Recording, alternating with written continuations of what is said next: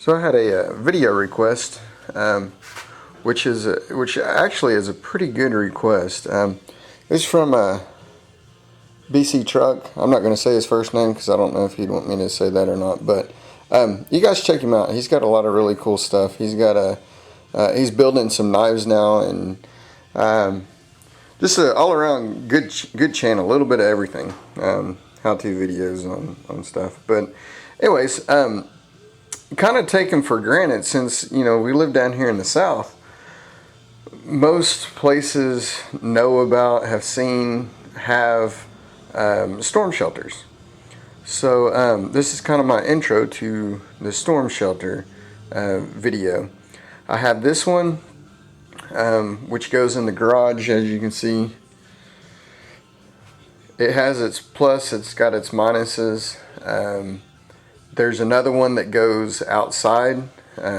Usually they're a lot bigger. I'll go over that in another video. And then my parents are getting a safe room. Not the best thing, but it's, again, they all have their plus and minuses. So I'll try and go over a little bit of that, maybe the construction of each one of them. To the best of my knowledge. I'm not an expert, but I'll tell you what I do know. And you know, one of the good things about having it in your garage is, one, if it's raining outside, hailing, storming, whatever, you don't have to get wet and come in here. Because a lot of times we have the tornado sirens going off, but it's for the other, and they're set off by the county. So it can be in the completely different part of the county, but it's still going off over here. We don't have a threat, but it might be in the middle of the night, you hear it go off, you run and jump in the storm shelter. So it's just one of those things. Usually these are a little bit smaller and they're a little bit harder to get. This is an afterthought of how I'm going to do my intro into the storm shelter video series. But I encourage you guys to comment, rate. If you got any questions or if you want to see anything in detail, let me know.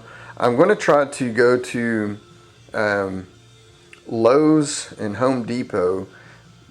These are so common here in the southern states that they sell them at Lowe's and Home Depot. And there's an actual cutaway. You know, let's see if I can be bold enough to to go in there and looking all crazy with the guy with a camcorder recording himself. But anyways, we'll get after that in a little while. But hope you guys enjoy this, and I appreciate it. Thanks. Bye.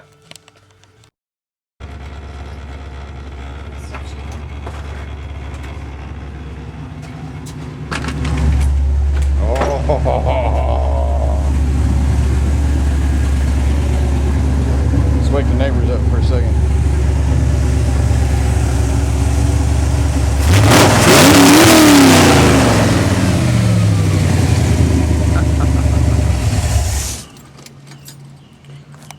Alright, so I'm going to do a quick video of the storm shelter.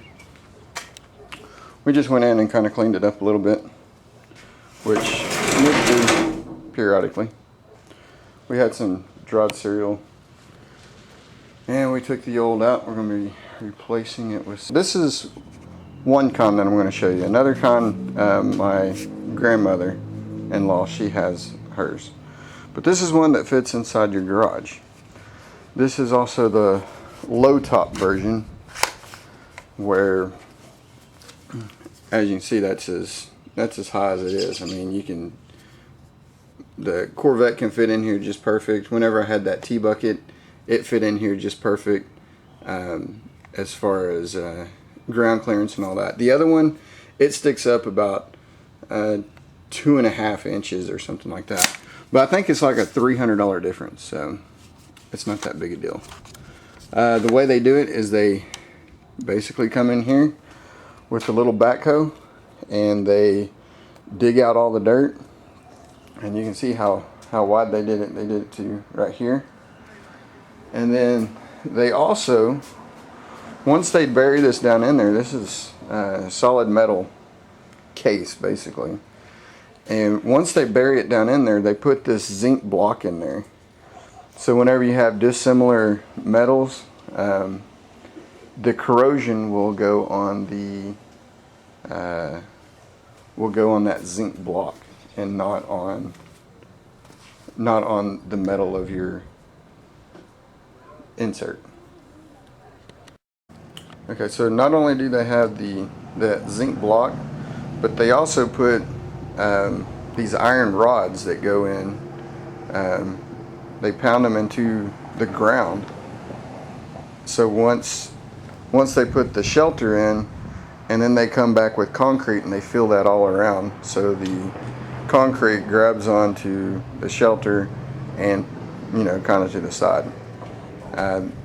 This is on a roller. A lot of people are worried about getting trapped inside of here, but one reason why it rolls backwards is because if you have something on top of it, if you're going to lift it up, then you could get trapped if you have to lift it. If you slide it open, hopefully, whenever you slide it open, nothing will fall down in there. But with the City of Moore, whenever you get one of these, you register it with the fire department.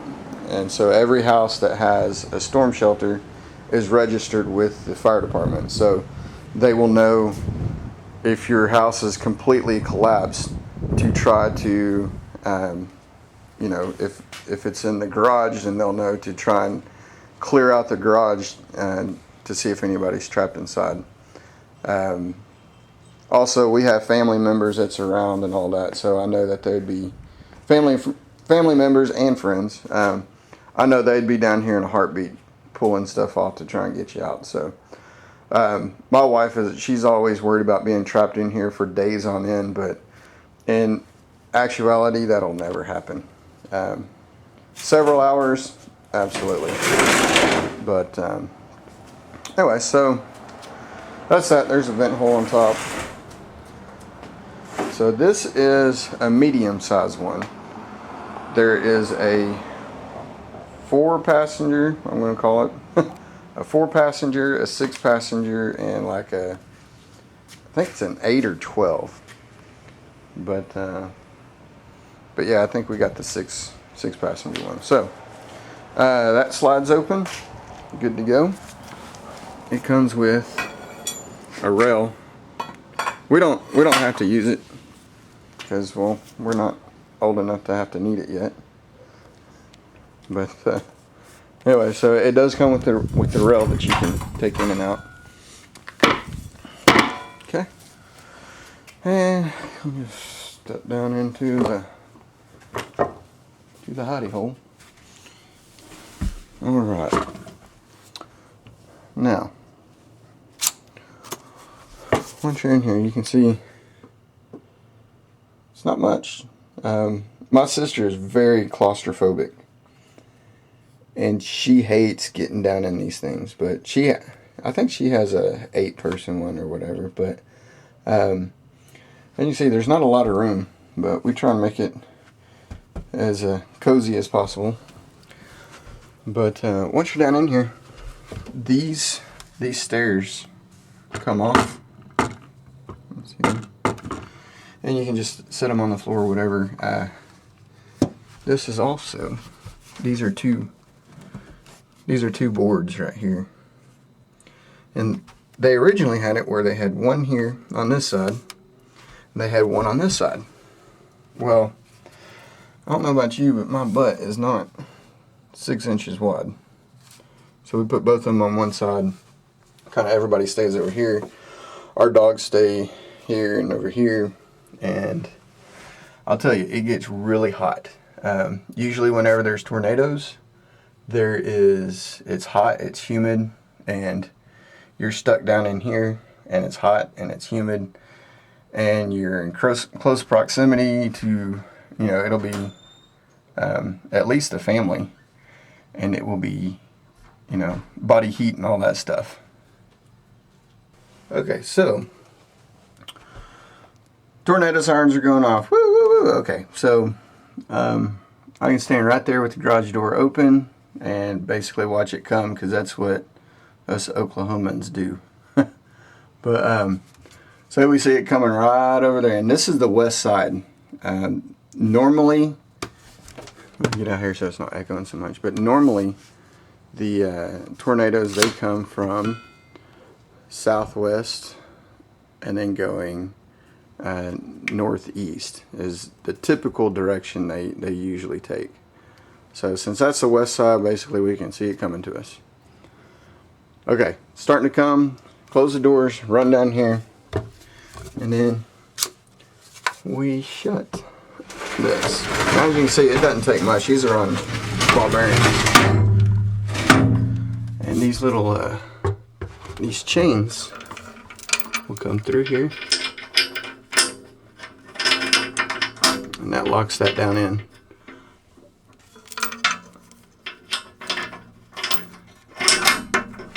So you're locked in here. Alright, no way that's coming open. Another good thing about it sliding is that the tornado has a suction action, so it's going to be sucking things up. It can't suck this up. There's no way. Oh, it's here. Yeah, it's on these tracks. That's as high as it'll go. There's a deal back that way and over here, and I don't think you can see it from down here, but it won't allow this to get sucked off. And then once this is shut, you have this. I don't know what that is. It's probably 1/4 inch, I guess, 3/8 something, but that's welded onto there, so it's another good reason for having one that slides. But yeah, you take your stairs down, and it opens up a lot.